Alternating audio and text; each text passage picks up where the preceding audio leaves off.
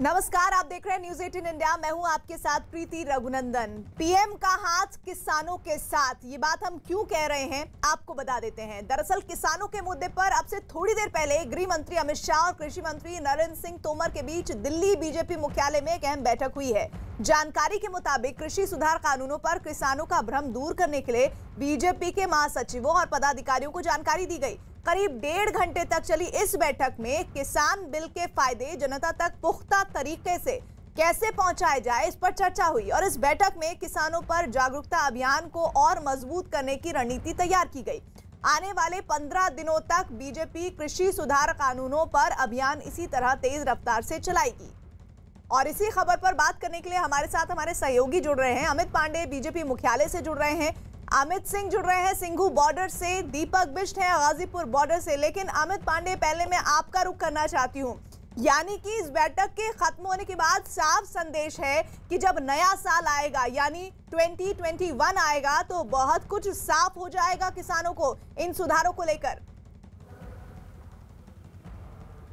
जी बिल्कुल, एक व्यापक तरीके से पूरी की पूरी चर्चा की गई और 1.5 घंटे तक ये पूरी की पूरी बैठक चली है। और इसमें 2 प्रमुख बिंदु थे। पहला कि अब तक जो अभियान बीजेपी चला रही है, आखिरकार उनकी स्थिति क्या है, कहां कहां तक कार्यक्रम हुए, कितने कार्यक्रम हुए, कितने लोगों में ने उसमें हिस्सा लिया और कितने लोग उसमें शामिल हुए, कौन कौन पदाधिकारी कहां कहां गए, और दूसरी आने वाले 15 दिनों में कैसे इस अभियान को देश के अलग अलग हिस्सों में ले जाया जाएगा। ये बैठक इतनी महत्वपूर्ण थी, इसका अंदाजा इसी बात से लगाया जा सकता है। खुद गृह मंत्री मौजूद थे, नरेंद्र सिंह तोमर मौजूद थे, पीयूष गोयल, निर्मला सीतारमण, बीजेपी के तमाम पदाधिकारी। अगर आप पिछले 15 दिन को याद करें तो हर बैठक में किसानों से वार्ता से, हर बैठक में कृषि मंत्री नरेंद्र सिंह तोमर, गृह मंत्री अमित शाह मौजूद थे। और उसके बाद अब पार्टी मुख्यालय में इन 2 नेताओं की किसान बिल से संबंधित मौजूदगी इस बात की ओर इशारा करती है, ये साबित करती है कि और ज्यादा पुख्ता तरीके से, व्यापक तरीके से बीजेपी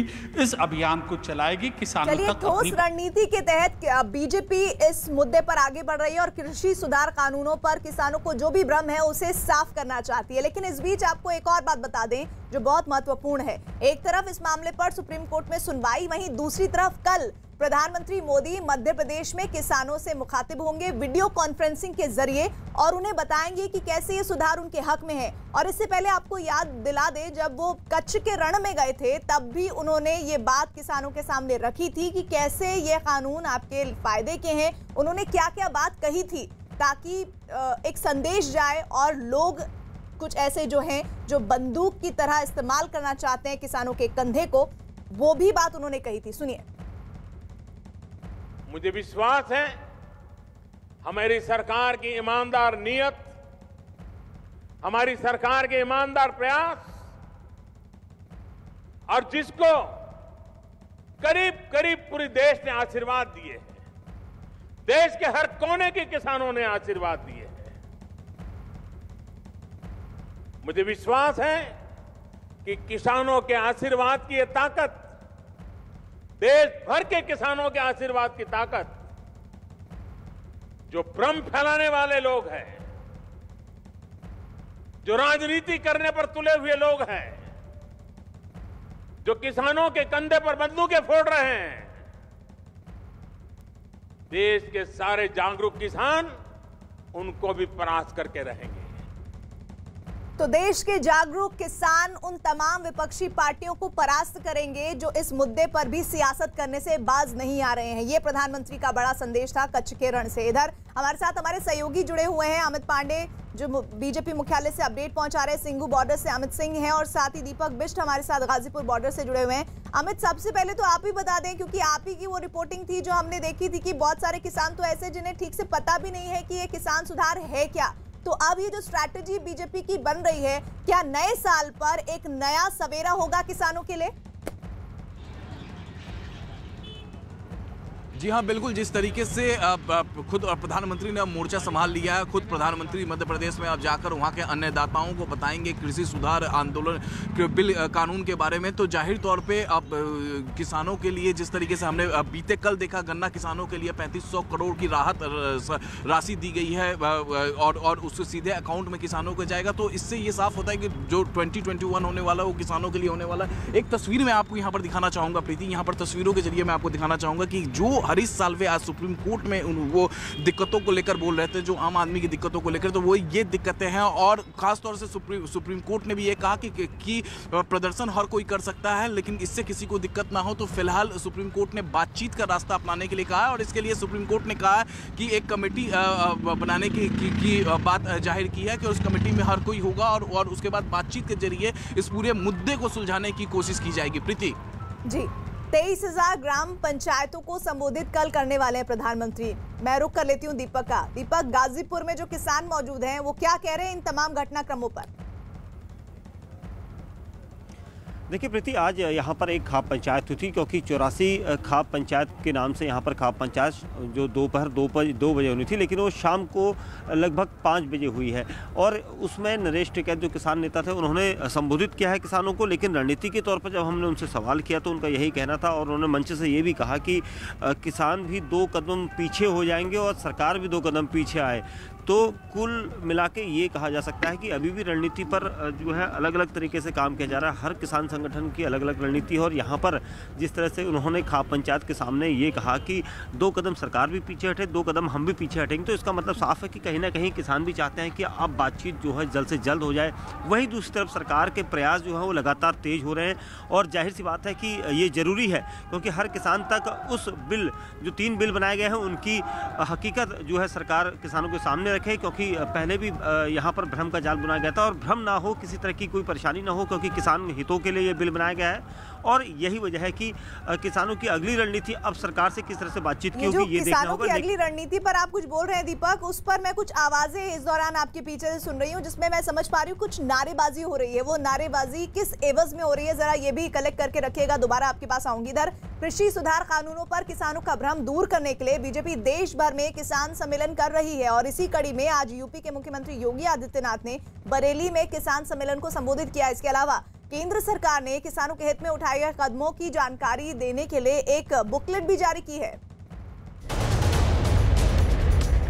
कृषि सुधार कानून पर सम्मेलन, बीजेपी का कई जगहों पर किसान सम्मेलन, किसानों के लिए पुस्तिका भी जारी। कृषि सुधार कानून पर केंद्र सरकार का पक्ष रखने के लिए बीजेपी ने देश भर में किसान सम्मेलन का जो अभियान चलाया है, उसी कड़ी में आज भी पार्टी के कई दिग्गज नेताओं ने रैलियां की। आज इस मुद्दे पर उत्तर प्रदेश में खासी गहमा गहमी रही। लखनऊ से लेकर बरेली तक बड़ी जनसभाएं हुई, जिनमें बड़ी संख्या में किसान पहुंचे। कृषि सुधार कानून पर फैलाए जा रहे भ्रम को दूर करने का जिम्मा बरेली की रैली में खुद मुख्यमंत्री योगी आदित्यनाथ ने संभाला। सीएम योगी ने कृषि सुधार कानूनों पर विपक्ष के दावों को भ्रमजाल बताया और दावा किया कि राम मंदिर का विरोध करने से लेकर कश्मीर में आर्टिकल 370 की हिमायत करने वाले ही कृषि सुधार कानून का विरोध कर रहे हैं। भारत की शासता पर प्रहार करने वाले लोग नहीं चाहते थे कि अयोध्या में भगवान राम का मंदिर बने, और हमारा किसान तो जब मिलता है राम राम ही कहता है, उसका संबोधन ही राम राम का होता है। सुबह मिले शाम मिले राम राम, और अगर प्रियजन गुजर गए तो राम नाम सत्य है कहकर के अंतिम यात्रा भी निकाल लेते हैं। यानी पूरा जीवन जन्म से लेकर के अंतिम यात्रा तक एक शब्द हमारे साथ चलता है। मुख्यमंत्री योगी ने किसानों को समझाया कि मोदी सरकार किसानों को फसलों की एमएसपी दिलवाने के लिए ही नया कानून लेकर आई। उन्होंने इस बात का विस्तार से जिक्र किया कि किस तरह कृषि सुधार कानून किसानों के लिए फायदे वाला है। कृषि संबंधी सुधार के लिए जो कानून भारत सरकार ने बनाए हैं, यह किसानों की जमीनों को किसी को भी कब्जा करने की छूट नहीं देती है। मंडी समाप्त करने की कहीं कोई व्यवस्था नहीं, मंडी तो ये चलेंगे ही। हाँ करने का प्रयास ये विपक्ष और कुछ चुनिंदा लोग, जिन्हें भारत की प्रगति और किसानों की प्रगति और किसानों की खुशहाली अच्छी नहीं लग रही है, वे लगातार गुमराह करने का कार्य कर रहे हैं। जिस वक्त बीजेपी के नेता किसान सम्मेलन कर रहे थे, दिल्ली की सीमाओं पर किसान आंदोलन पर अड़े नजर आए। टेकरी बॉर्डर और सिंघू बॉर्डर पर आंदोलनकारियों की सभाएं भी होती रहीं। दिल्ली की सीमा पर आंदोलनकारियों के रुख को देखते हुए बीजेपी सांसद रवि किशन ने भी किसानों से अपील की। आप सब किसान भाई और बहनों से, सबसे एक किसान का बेटा रवि किशन रिक्वेस्ट करता है, निहोरा करता है कि कृपया आप लोग सरकार की बात, इस विधेयक को पढ़ें, आप लोग इसको जानें ये क्या है। ये कांग्रेस के जमाने में भी ये लागू हुआ, तब उन लोगों ने सबने सपोर्ट किया था। शरद पवार साहब ने, एनसीपी ने भी सपोर्ट किया था। अगर आप देखेंगे ये पूरा पास्ट आप इस पार्लियामेंट का उठाएं तो इन लोगों की सरकार की नीतियों में ये सारी चीजें रखी गई थी। बाकायदा चिट्ठी पत्री आदान प्रदान हुआ था कि हम लोग इस तरह से खुला मंडी करेंगे। आंदोलनकारी किसानों के रुख को देखते हुए केंद्र सरकार ने उन्हें समझाने में पूरी ताकत झोंक दी है। एक तरफ किसान सम्मेलन किए जा रहे हैं तो दूसरी तरफ आंदोलन पर अड़े किसान नेताओं से लगातार बातचीत कर उनकी शंकाओं के समाधान की कोशिश जारी है। अब केंद्र सरकार ने एक कदम और आगे बढ़ाया है और इस कानून पर फैले भ्रम को दूर करने के साथ ही मोदी सरकार के किसानों के हित में उठाए गए कदमों की जानकारी देने के लिए एक पुस्तिका जारी की है। इस पुस्तिका में मोदी सरकार का सिखों से कितना गहरा नाता रहा है, ये जताने की कोशिश की गई है। पुस्तिका का नाम है पीएम मोदी और उनकी सरकार का सिखों के साथ विशेष संबंध। अन्नदाता नाम से जो बुकलेट बीजेपी की पब्लिश हुई है, सरकार की तरफ से हुई है, उसमें गुजरात के मुख्यमंत्री रहते प्रधानमंत्री जी ने किसान की दृष्टि कैसे रखी किसान के प्रश्नों पर, और पानी, बीमा और सब में जिस तरह से काम किया, सब निर्णय उसमें है। और मुझे विश्वास है ये अभी लोग बहुत, ये सरकारी किताब अच्छी उसको लोग मांग रहे हैं। किसान आंदोलन के लंबा खिंचने के बाद सरकार के उठाए कदमों का असर भी दिखने लगा है। कई किसान संगठनों ने कृषि सुधार कानून के मुद्दे पर केंद्र सरकार को अपना समर्थन दिया है।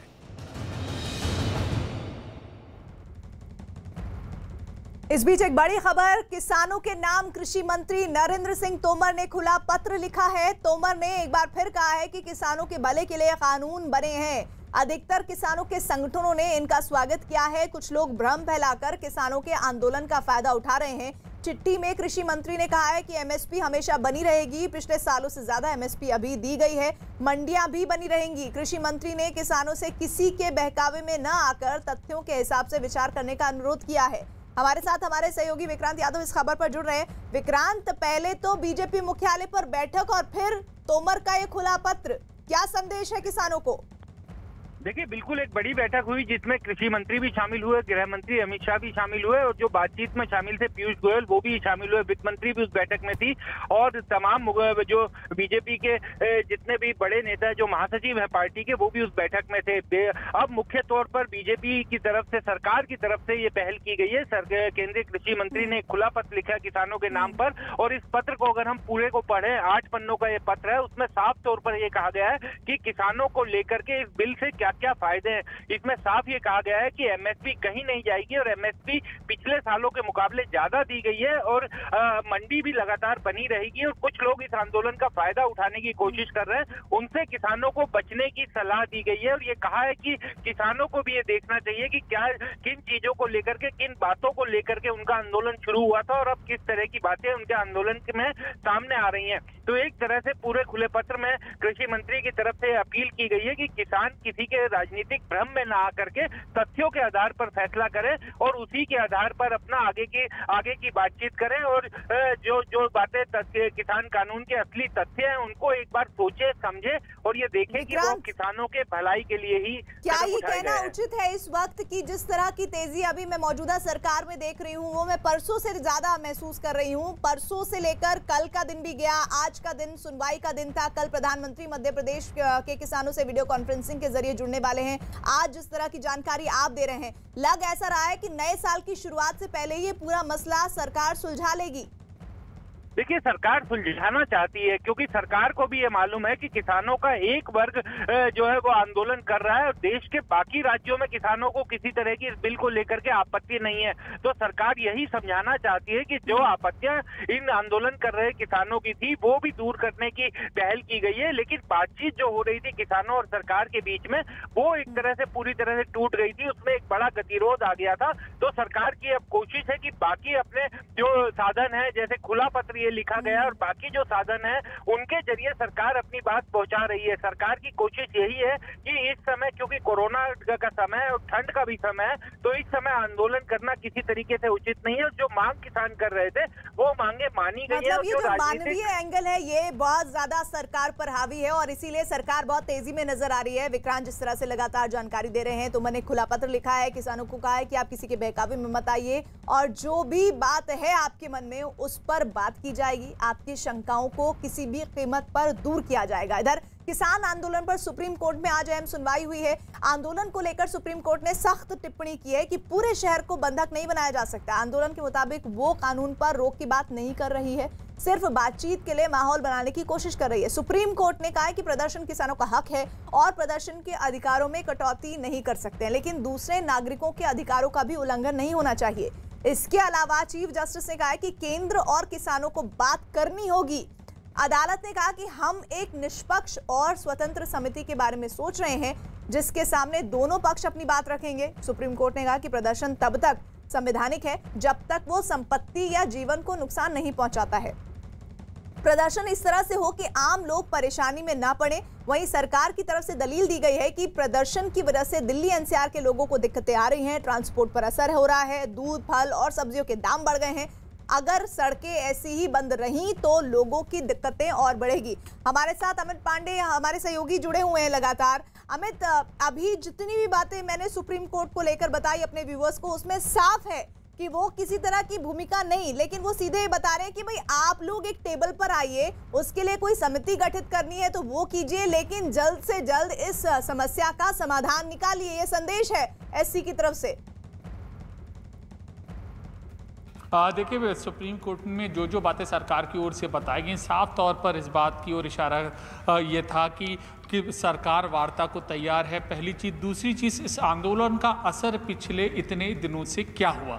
असर ये हुआ कि लोगों को आवाजाही में परेशानी हो रही है, ज़रूरी जो चीज़ें हैं वो उनको मिलने में दिक्कत हो रही है। तो सरकार ये मान रही है कि इस आंदोलन से दिल्ली में आम जनजीवन पर असर पड़ा है और वो तमाम तरीके के साधन, तमाम तरीके के कदम उठा रही है जिससे उनके बीच वार्ता हो सके। और अब ये उन संगठनों के ऊपर है कि वो वार्ता करें, वो आएँ और वो इन चीज़ों को समझें। तो जो कोर्ट प्रोसीडिंग्स हैं उसमें अदालत में सरकार ने अपनी स्थिति साफ कर दी और इसीलिए अदालत ने भी ये कहा कि जब तक आंदोलन में हिंसा नहीं होती है, जब तक जान माल को नुकसान नहीं पहुंचता, तब तक ये आंदोलन को हम किसी तरीके से गैर वाजिब नहीं कर सकते। किसान बिल को लेकर सौराष्ट्र के किसान खुश हैं। किसानों ने 3 जो बिल हैं उनको लेकर ये बात रखी है अपनी कि भाई ये तो हमें अपने हक में लग रहे हैं। और इसी दौरान हमारे सहयोगी जनक दवे ने उनसे बात की और क्या बात उनके जरिए निकल कर आई है वो सुनिए। किसान बिल के बारे में बीजेपी की ओर से देश भर में किसान सम्मेलन किए जा रहे हैं। आज हम राजकोट में हैं और अभी कृषि राज्य मंत्री परषोत्तम रुपाला की ओर से सम्मेलन किया गया। किसानों को समझाने की कोशिश की गई कि बिल के बारे में क्या है बिल, ये हम जानने की कोशिश करते हैं। सर, क्या दिक्कत है बिल को लेकर? किसान बिल को लेकर कोई दिक्कत है ही नहीं। जो मोदी जी की सरकार काम कर रही है केंद्र में, इसमें किसानों को तो समझो एक बाजू रखो, पर किसी को भी दिक्कत नहीं है। सबके लिए, सबके उद्धार के लिए, सबकी आमदनी बढ़ाने की काम कर रही है। विरोध क्यों हो रहा है? विरोध तो कौन कर रहा है? गुजरात में कोई नहीं कर रहा है। गुजरात में इसका कोई विरोध नहीं, हम लोग समर्थन के लिए आए हैं। क्या फायदा होगा सर इस बिल का? क्या फायदा होगा, आप क्या समझे? इसमें तो मैं खेडूत छूँ, इसमें ज़्यादा फायदा है कि खेडूत को जिया उसकी जणस बेचनी है यहाँ बेच दे, ये तो ज़्यादा फायदा है ने। कि कोई जबरदस्ती थी तो कोई व्यापारी कोई लई नहीं जावाना, એટલે बिल अच्छा है, यहाँ कोई दिक्कत नहीं है। आप बताएं क्या फायदा लगता है किसान को? जो MSP की गारंटी देता है वो गारंटी में फायदा ही मिलता है क्वांटिक फार्मर में, और इसमें कोई दिक्कत ही नहीं है। और खुला बाजार में भी किसान उसकी आमदनी जो है वो बेच सकता है, और हम यहाँ समर्थन के लिए आए हैं बिल के। हमें आप कितनी फसल लेते हैं साल भर में? हम साल भर में हमारे पास 80 बीघा ज़मीन है।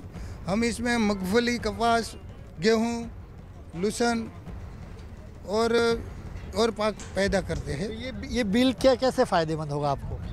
फ़ायदा तो ये, जो हम फ़ायदा तो लेते ही है, पहले भी लेते थे, हमारी इच्छा है वो हम बेचते थे, मगर कुछ ये तकलीफ़ें थी कि जो हमको देने जाना पड़ते थे। वो तो अब सरकार का जो कायदा आया है इसमें कुछ ऐसा है कि जो व्यापारी हमारे जो खेत पे लेने आते थे, तब जो मार्केट में जो लोग मार्केट में बैठे थे वो लोग इसके पीछे चेकिंग करते थे और इसको पकड़ते थे, उसके बाद सेस फी वसूल करते थे। अगर वो 25-50 हज़ार रुपया, 15 हज़ार रुपया में जो सेस फी वसूल करते थे, अगर वो आखिर वो हमारे पास से ही लेते थे ना। तो आप कॉन्ट्रैक्ट फार्मिंग की बात, मतलब हम ऐसे चाहते हैं कि जो इसके पास ना ले तो उसका ज़्यादा नहीं तो आधा ही किसान को तो फायदा ही होता है। MSP को लेकर क्या समझ है? MSP यहाँ पर गुजरात में तो वैसे भी मूंगफली और कॉटन को लेकर मिलती है, तो इसमें आप MSP को लेकर क्या समझ है? MSP की बात करें तो समझ लो पहले जो भी था तो कोई भी यार्ड में मांग रहे थे APMC में, तो जो भाव वहाँ नक्की होता था वो देनी पड़ती थी। अभी सरकार ने APMC जो डाला है तो उसकी वजह से पूरा खेडूत लोगों को पूरे के पूरा उसका भाव मिल रहा है और उससे कहीं ज़्यादा फायदा हुआ है। तो ये जो किसान है, अमूमन आपसे पूछ लेंगे, अल्टीमेटली ये तीनों बिल को क्रक्स देखा जाए तो कैसे देखते हैं आप? आपने अभी मेरे मित्र MSP को पूछा, तो अभी राज्य सरकार ने पहले से 1055 रुपया मूंगफली का दाम तय करा है, तो इस हिसाब से अभी मार्केट में और जगह पे प्राइवेट लोग लेते हो तो 1100 रुपये देते। तो इस हिसाब से जब MSP सरकार पहले से ही तय कर लेती है, इसलिए मार्केट में खेडूत को ज़्यादा मुनाफा होता है। और कुल मिला के जो आप बात कर रहे हैं, अभी पूरे हिंदुस्तान में कहीं भी आप दिखाई नहीं रहे खेडूत इसका कर का विरोध नहीं कर रहा है।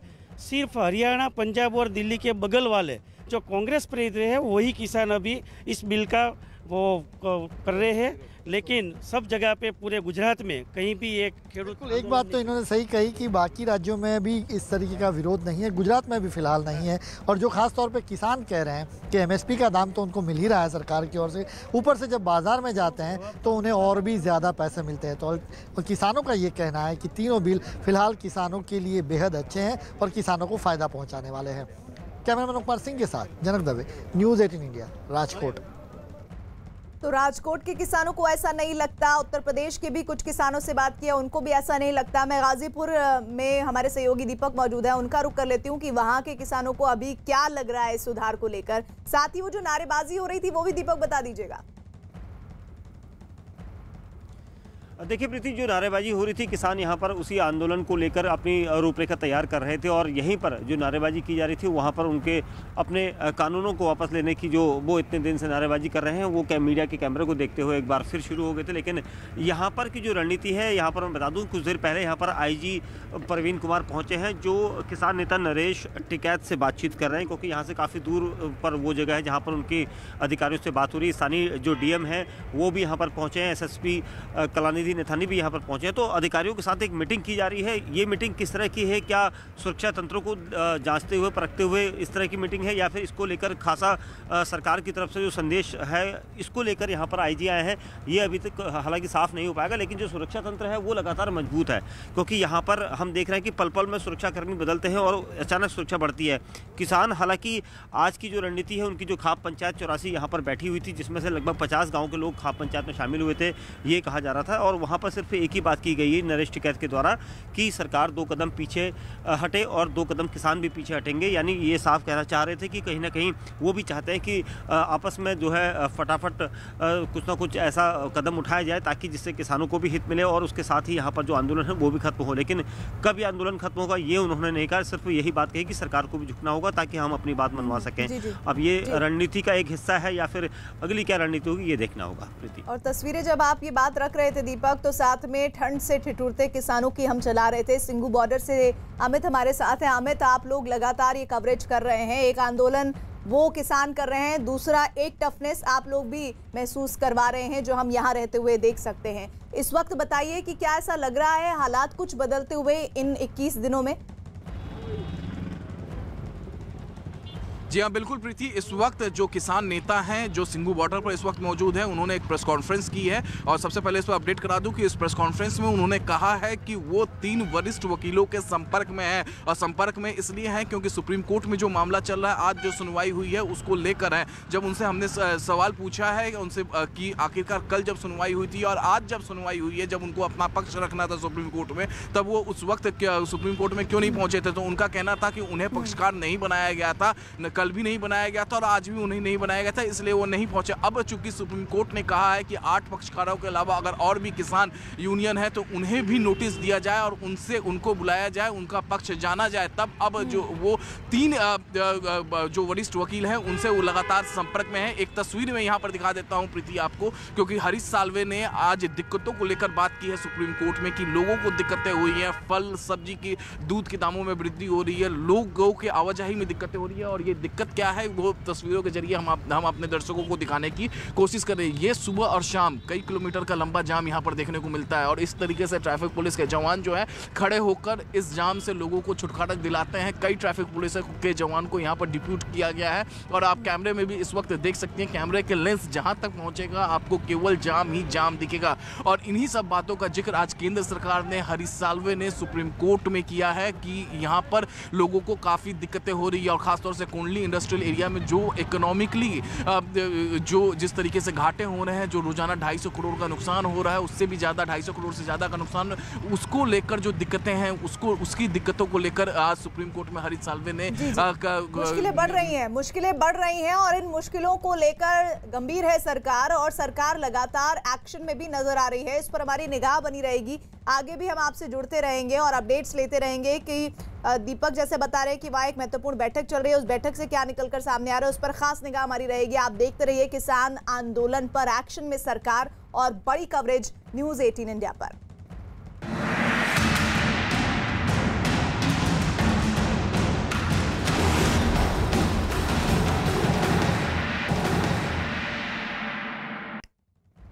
बड़ी खबर आ रही है इस वक्त दिल्ली से। दिल्ली विधानसभा के विशेष सत्र में मुख्यमंत्री अरविंद केजरीवाल ने कृषि सुधार कानून की कॉपी फाड़ दी है। कृषि सुधार कानूनों का विरोध करते हुए केजरीवाल ने केंद्र से 3 कानूनों को रद्द करने की मांग की। विधानसभा में कृषि सुधार कानूनों की कॉपी फाड़ते हुए अरविंद केजरीवाल ने कहा कि उनकी पार्टी और सरकार इस मुद्दे पर किसानों के साथ है और केंद्र के कृषि सुधार कानूनों को पूरी तरह से खारिज करती है। इन दोनों कानूनों को फाड़ते हुए मुझे बेहद दर्द हो रहा है। मेरा बिल्कुल मकसद नहीं था इसे फाड़ने का, लेकिन आज जब मेरे देश का किसान सड़कों के ऊपर 2 डिग्री टेम्परेचर के अंदर सड़कों पे सो रहा है और वो तकलीफ में है, तो मैं अपने देश के किसान और अपने देश के जवान के साथ गद्दारी नहीं कर सकता। मैं भी पहले इस देश का नागरिक हूँ, मुख्यमंत्री बाद में हूँ। तो आज इन तीनों कानूनों को ये विधानसभा खारिज करती है और केंद्र सरकार से अपील करती है कि किसानों की बात मानते हुए अंग्रेजों से बदतर मत बनो। अंग्रेजों ने 9 महीने में कानून वापस ले लिए थे, आप कम से कम आज़ादी की इतनी तो इज्जत रख लो कि 20 दिन के बाद अब इन कानूनों को वापस ले लो। अमित हमारे साथ जुड़े हुए हैं। अमित पांडे, जरा ये बताइए कि एक दिन का विशेष सत्र गुरुवार को बुलाया जाता है और उसी दिन अरविंद केजरीवाल कृषि कानून की कॉपी फाड़ देते हैं। क्या फाड़ने के लिए ही बुलाया गया था? क्योंकि विरोध तो लगातार वैसे भी आम आदमी पार्टी कर रही है इसको लेकर। देखिए, विधानसभा सत्र जो बुलाया गया, जाहिर सी बात है कि आम आदमी पार्टी पहले भी विरोध जाहिर कर रही थी और जो उन्होंने आज ये किया तो साफ तौर पर हम ये कह सकते हैं कि विधानसभा सत्र को इसीलिए बुलाया गया था कि ताकि वो किसी भी तरीके से अपना पुरजोर विरोध ये जाहिर कर सके और विरोध जाहिर करने का उन्होंने यही तरीका मुनासिब समझा और इसीलिए विधानसभा में उन्होंने ये किया। और इससे पहले भी अगर हम आम आदमी पार्टी की अगर हम बयान की बात करें, रुख की बात करें, तो लगातार चाहे किसानों के इस पक्ष में बात की जा रही हो या फिर अलग अलग मंच पर इनके तमाम नेता बोलने जा रहे हैं, यहाँ तक कि दिल्ली सरकार के जो मंत्री थे बराबर प्रोटेस्ट की साइट्स पर जा रहे हैं। और अब ये ताज़ा कदम इस बात की ओर यहाँ पर इशारा करता है और ये साबित करता है कि केजरीवाल ये दिखाने की कोशिश कर रहे हैं कि बहुत ज़्यादा हमदर्दी के साथ वो किसानों के साथ खड़े हैं और किसी भी सूरत में वो इस बिल को स्वीकार नहीं कर सकते हैं। तो जिन लोगों के बारे में बीजेपी ये कह रही है कि ये किसानों के कंधे पर बंदूक रखकर चलाना चाहते हैं, वो लोग कौन हैं? क्या ये परिभाषित भी तस्वीर कर रही है? ये भी समझना होगा। इधर बीजेपी के किसान सम्मेलन का आज चौथा दिन है। देश के अलग अलग हिस्सों में बीजेपी अपने मंत्रियों, सांसदों और नेताओं के जरिए नए कृषि कानूनों पर किसानों का भ्रम दूर करने की कोशिश कर रही है। और इसी कड़ी में लखनऊ में हुए किसान सम्मेलन के बाद न्यूज 18 के अजीत सिंह ने किसानों से खास बात की। केंद्र सरकार की कृषि बिल के विरोध में भले ही दिल्ली में चक्का जाम प्रदर्शन चल रहा हो, लेकिन पूरे यूपी में किसान सम्मेलन किए जा रहे हैं। इस वक्त राजधानी लखनऊ में आज गन्ना मंत्री सुरेश राणा ने किसान समर्थन किया। यहाँ के किसान उनके समर्थन में हैं, बहुत सारे किसान हैं। किस तरह देखते हैं आप सम्मेलन को? लोग कह रहे हैं कि दिल्ली में जाम लगा है लेकिन यहाँ सब लोग समर्थन कर रहे हैं। पूरी तरह समर्थन हम लोगों का, ये पूरी तरह राजनीतिक कार्यक्रम जो धरना प्रदर्शन राजनीतिक हो रहा है। हम लोग यहाँ से मोदी जी के साथ हैं, पूरी तरह मोदी जी के साथ। क्या कहेंगे चाचा, किसान हैं आप, वहाँ प्रदर्शन यहाँ समर्थन, वो लोग कह रहे हैं कि ये बिल वापस होना चाहिए लेकिन पूरे यूपी का किसान कह रहा है कि नहीं ये बिल ठीक है। बिल हम भी कह रहे हैं ठीक है, पूरा हिंदुस्तान कह रहा है ठीक है। वो कह रहे हैं तो कह रहे हैं, वो राजनीतिक तौर तो राजनीतिक तौर पर कह रहे हैं, वैसे कोई है ही नहीं। यहाँ किसान सब सही है। आपको भी लग रहा है? जी, सब ठीक चल रहा है, किसान खुश हैं? ठीक चल रहा है। क्या कहेंगे? किसान की दोगुनी आय 2022 में सरकार की ऐसी मंशा है, उसी के अनुरूप ये बिल लाया गया है।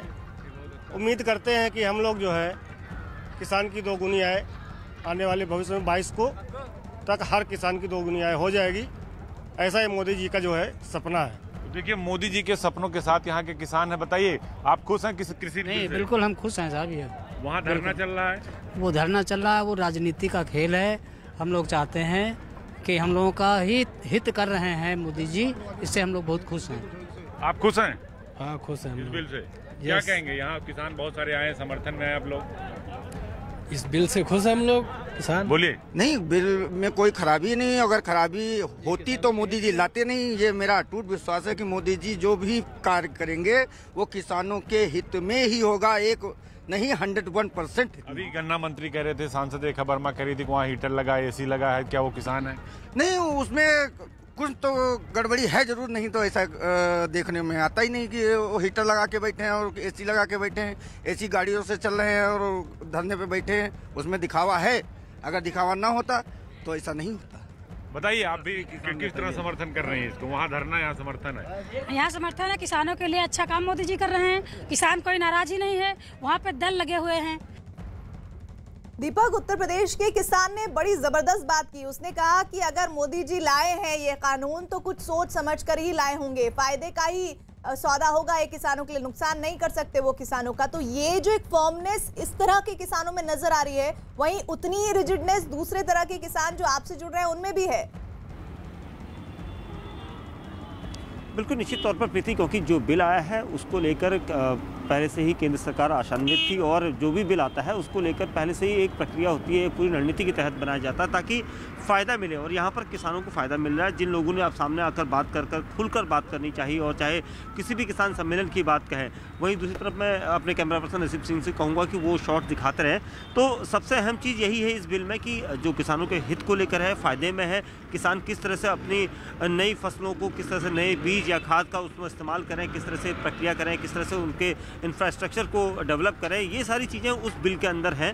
और इसीलिए उस बिल को अब घर घर हर सम्मेलन के जरिए किसानों तक पहुँचाया जा रहा है और किसानों को इसका फ़ायदा मिलेगा। उत्तर प्रदेश हो, पंजाब हो, हरियाणा हो, मध्य प्रदेश, ये सभी बड़े कृषि प्रधान राज्य हैं और यही वजह है कि यहाँ पर सबसे ज़्यादा फसल होती है और किसान सबसे ज़्यादा है। और इनको इसी तरह से धीरे धीरे यहाँ पर किसानों तक जब इस बिल के बारे में पूरी सहजता से सब कुछ समझाया जाएगा, उन्हें बताया जाएगा, तब उन्हें इस बिल के हित का फ़ायदा मिलने लगेगा। और वहीं कुछ और किसान भी हैं, उनसे भी बातचीत लगातार हो रही है और ख़ास तौर पर बीजेपी ने रणनीतिक ये फैसला इस बारे में लिया है कि उत्तर प्रदेश के दादरी में पूर्व कृषि मंत्री राधा मोहन सिंह ने किसानों को नए कृषि कानून के सुधारों के बारे में बताया है। यहाँ आए किसानों से बात की है आनंद तिवारी ने।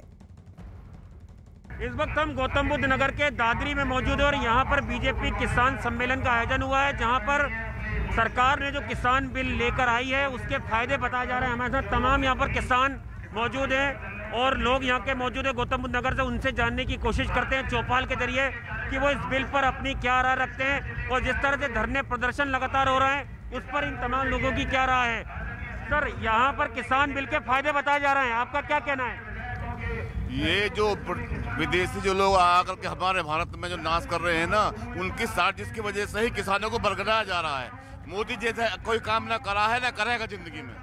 बताइए, एमएसपी को लेके किसानों के अंदर डर है, मंडियां खत्म हो जाएगी उसको लेके किसानों के अंदर है, आप क्या कहना चाहेंगे?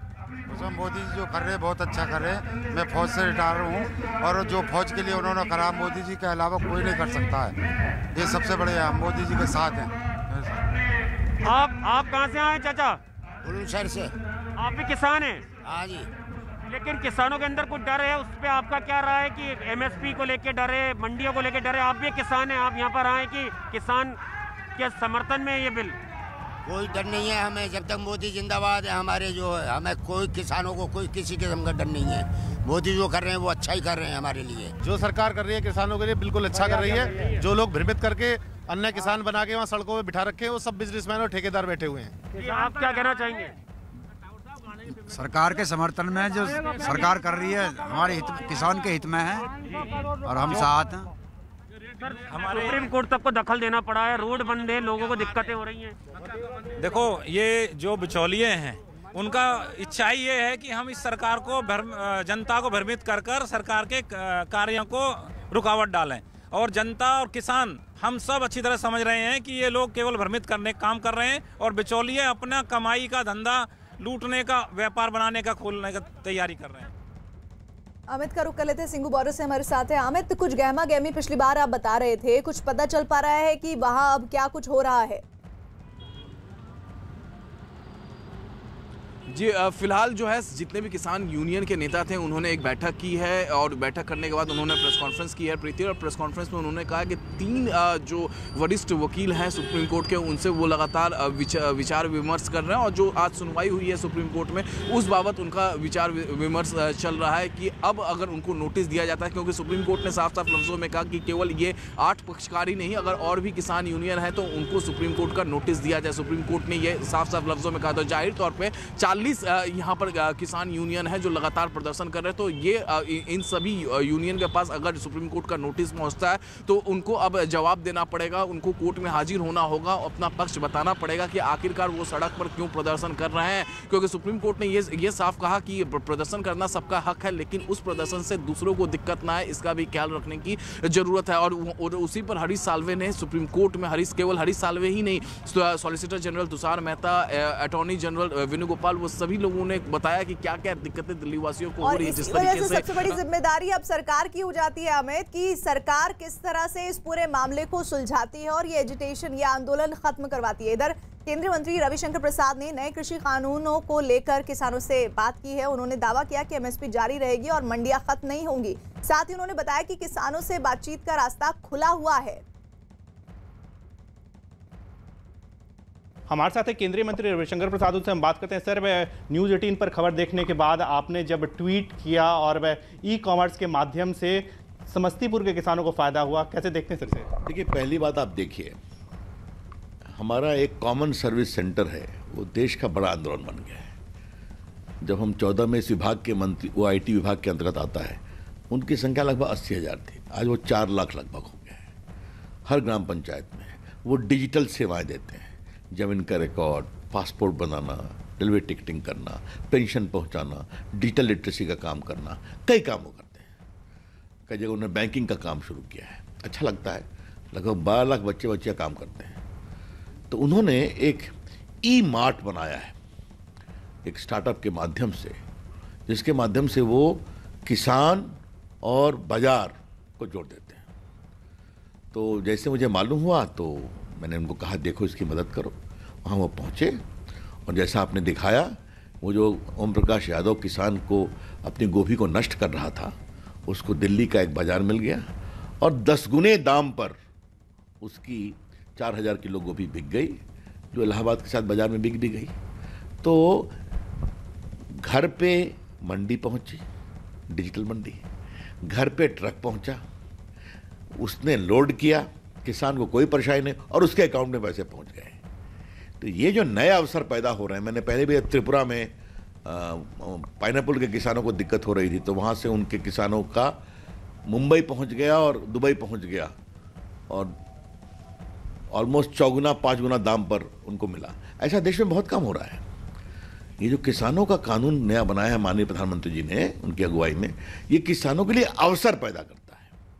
उनको मंडी समाप्त नहीं होगी, लेकिन किसानों के ऊपर कोई दबाव नहीं, मंडी में ही बेचो। अब आप देखिए, दिल्ली की मंडी समस्तीपुर में ओम प्रकाश यादव के पास पहुंच गई, उसका माध्यम बना CSC। यही है नई टेक्नोलॉजी, नए अवसर, और हम चाहते हैं नए अवसर और आने चाहिए, और ये नया कानून उसके लिए अवसर पैदा करता है। तो किसानों के लिए नया अवसर है, किसानों के लिए ये सुधार नए अवसर के साथ साथ एक नया उजाला है, एक उम्मीद की किरण है जो उन्हें और ज्यादा तरक्की से भरा हुआ नजर आता हुआ जरूर दिखेगा। अगले साल तक ये कहा जा रहा है कि ये तस्वीर बहुत कुछ साफ हो जाएगी किसानों के लिए, क्योंकि बीजेपी लगातार कैंपेन कर रही है, किसान सम्मेलन कर रही है। हमारे सहयोगी लगातार जुड़े रहे, दीपक बिष्ट गाजीपुर बॉर्डर से, साथ ही सिंगू बॉर्डर से अमित आपका, साथ ही अमित पांडे बीजेपी मुख्यालय से तमाम अपडेट और साथ ही जो ब्रेकिंग न्यूज आ रही थी उस पर आपने हमारी जानकारी को बढ़ाया, इसके लिए आप सभी का बहुत बहुत धन्यवाद। एक ब्रेक हम ले रहे हैं, लेकिन किसान आंदोलन पर हर अपडेट आप सबसे पहले देख सकते हैं न्यूज़ 18 पर।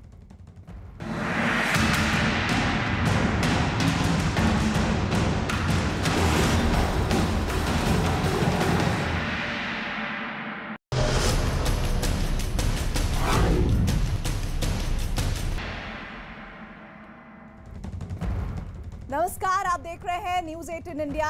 ममता से किनारा और बीजेपी का सहारा। अगर टीएमसी के विधायक, मंत्री, सांसद, पूर्व मंत्री बन रहे हैं तो एक बड़ा संदेश है। ममता को एक और झटका लगने की जानकारी मिल रही है।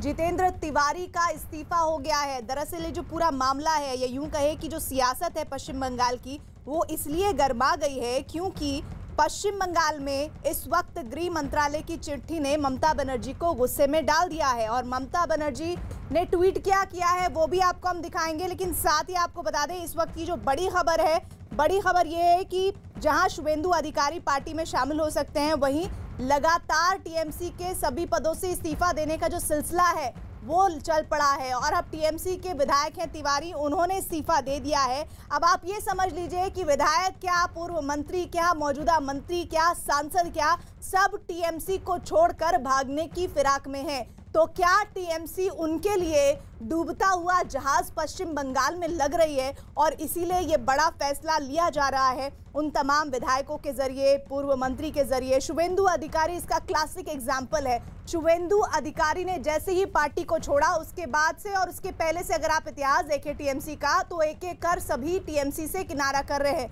मेरे साथ हमारे सहयोगी पश्चिम बंगाल से, कोलकाता से अरुण सिंह जुड़े हुए हैं, साथ ही वरिष्ठ पत्रकार शेष नारायण सिंह जी भी जुड़े हुए हैं। अरुण, ये हो क्या रहा है टीएमसी में? देखिए, कई दिनों से और लगभग कई महीनों से ये देखिए कि तृणमूल कांग्रेस में लगातार 10 साल से सत्ता में पार्टी है, लेकिन अभिषेक बनर्जी जब से पार्टी पर कमान संभालने की कोशिश करने लगे, ममता बनर्जी ने जब से उनको आगे करना शुरू किया, प्रशांत किशोर के कहने पर पार्टी में पद देना शुरू किया, तब से पार्टी के कई सीनियर नेताओं को ऐसा लगता है, और जो नेता ये मानते थे कि ममता बनर्जी के बाद पार्टी में अब उनकी हैसियत बढ़ेगी, जैसे शुभेंदु अधिकारी हैं, ये नंदीग्राम के आंदोलन के समय से ममता बनर्जी के सिपा सालार थे, उनको मंत्री बनाया गया, लोकसभा की सदस्यता से इस्तीफा दिलवा करके राज्यसभा जो लोकसभा से इस्तीफा देकर के वो विधानसभा का चुनाव लड़े, विधायक बने, उसके बाद मंत्री बनाया गया। उनको ऐसा लगता था कि नंबर 2 की पोजीशन पर वो रहेंगे, और इसलिए जब उन्होंने धीरे से देखा ये कि अभिषेक बनर्जी अपने भतीजे को ममता बनर्जी आगे लेके जा रही हैं, तब से उनका मन खट्टा होना शुरू हुआ पार्टी में। और उसके बाद प्रशांत किशोर की कार्यशैली के बाद उन्होंने एकदम से मन बना लिया था, लेकिन चुनाव नजदीक अब आ गया है, तो जाहिर सी बात है कि अगर किसी को झटका देना है तो ऐसे वक्त पर दो जिसका असर सबसे ज्यादा हो।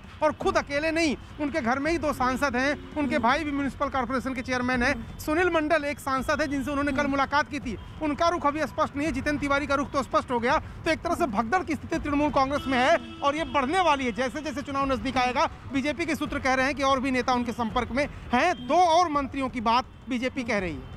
तो अरुण जैसा बता रहे हैं शेष जी, मेरे पास पूरी लिस्ट है इस वक्त। राजीव बनर्जी मंत्री बंगाल के, पूर्व मंत्री बंगाल के शुभेंदु अधिकारी, साथ ही जितेंद्र तिवारी का नाम जिसकी जिक्र अभी हम कर रहे थे, बेचार राम मन्ना है जिसमें जगदीश बसनुया है, हाजी नियामत शेख है, सुनील मंडल है।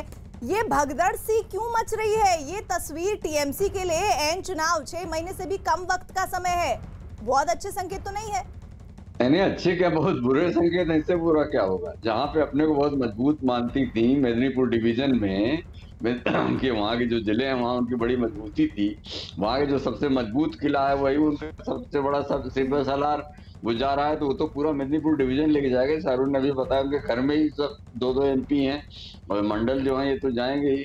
जितेंद्र तिवारी, अब बर्धमान कमिश्नरी का भी इंतजाम हो गया, आसनसोल वहीं तो है। तो ये जहां बहुत मजबूत थी वहां बहुत कमजोर होती जा रही, और अभी तो नेता जा रहे हैं, अभी उसके बाद देखेंगे जो सड़क पे यहाँ पे मारपीट करने वाले लोग हैं, बदमाश लोग हैं, वो भी भागेंगे कि भैया यहाँ से भागो, नहीं तो अगली सरकार आते ही तो लोग फिर मारेंगे। तो पश्चिम बंगाल में क्या बड़ा रहता है, कार्यकर्ता जहाँ सुरक्षित महसूस करता है वहीं जाता है। तो मुझे लगता है कि ये जो प्रशांत किशोर की इसको अभिषेक बनर्जी को आगे बढ़ाने का जो मशवरा था वो बहुत बुरी तरह से बैकफायर कर गया है। और ये अब ये सिलसिला अब जैसे आज कल परसों में वहाँ होंगे वो श्री अमित शाह, उनके मंच पे इनकी ज्वाइनिंग अगर होती है तो पूरी दुनिया में टेलीविजन दिखाएगा ही उसको, उसके बाद फिर अगले हफ्ते किसी और का कर देंगे। और जो सत्ता के लालच में जो लोग पॉलिटिक्स में होते हैं, वो जो सत्ता जाते दिखती है तो वो तुरंत शिप को जब्त करते हैं, वही हो रहा है।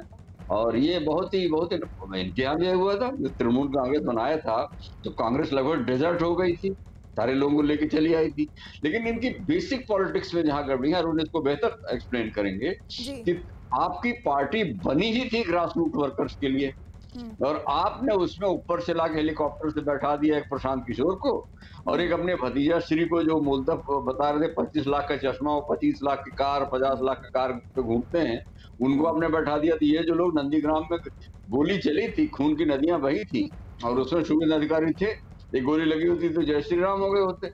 तो आज वो लोग जो हैं वो ठगे से महसूस तो करेंगे ही, और वो जा रहे हैं तो जाएंगे। अब ममता लेफ्ट का शासन जिस बिना पर टीएमसी ने उखाड़ फेंका था शेष जी, और उसी पॉलिसी पर अब चलती हुई नजर खुद आ रही है टीएमसी, और यही नाराजगी सबसे बड़ी इस वक्त है टीएमसी के विधायकों की, मंत्रियों की, पूर्व मंत्रियों की, यहाँ तक कि सांसदों की, और ऐसे में एक भगदड़ सी मची हुई है। इस बीच आपको बता दें, ममता बनर्जी सियासत तो घमासान पश्चिम बंगाल में है ही, एकदम उफान पर है। इस बीच खबर ये आ रही है कि ममता बनर्जी ने एक ट्वीट किया है। दरअसल ये पूरा मामला क्या है बता दें, गृह मंत्रालय की चिट्ठी ने ममता बनर्जी को भड़का दिया है। ममता बनर्जी ने ट्वीट कर केंद्र के आदेश का विरोध किया।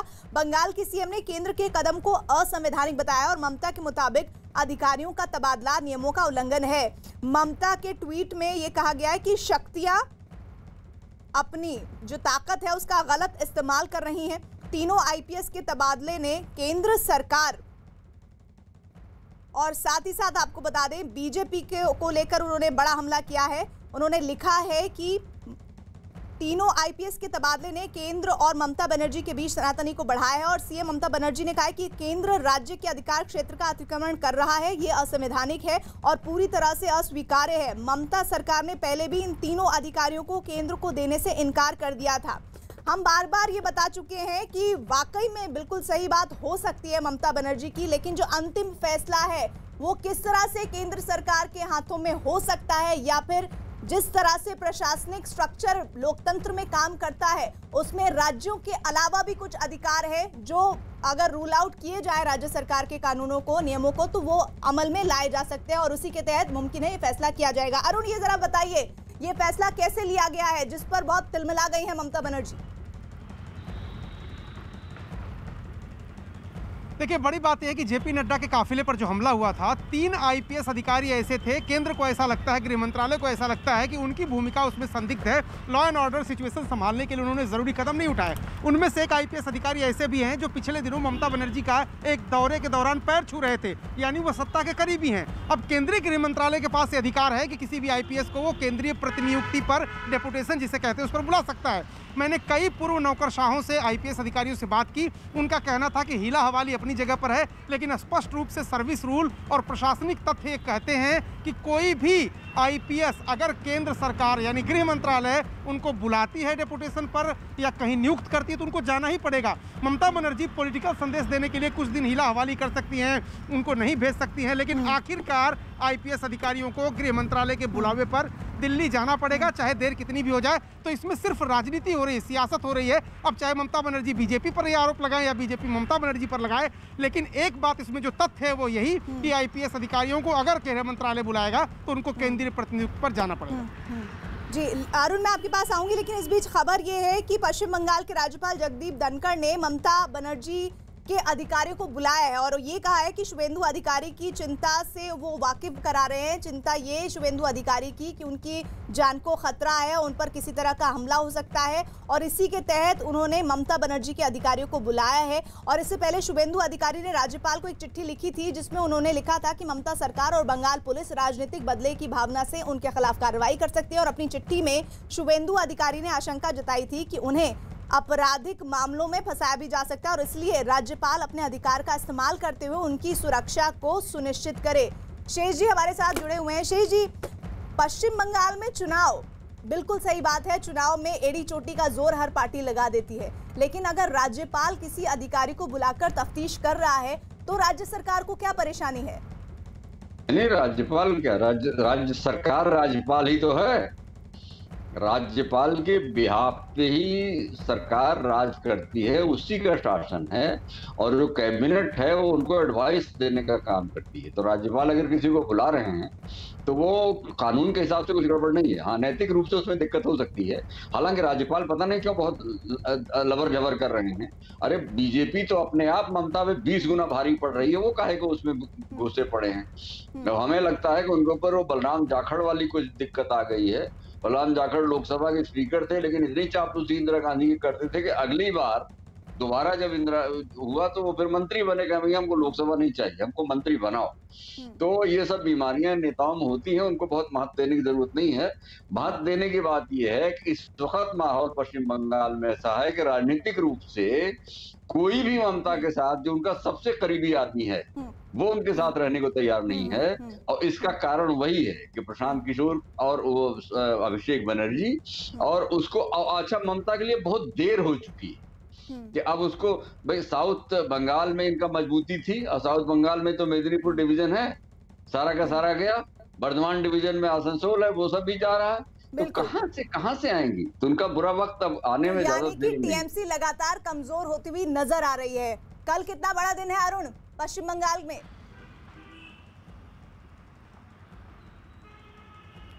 देखिए, पश्चिम बंगाल की सियासत तो किस करवट लेगी, 6 महीने में चुनाव है, वो सब कुछ स्पष्ट हो जाएगा। लेकिन शुभेंदु अधिकारी पर सबकी नज़र होनी चाहिए।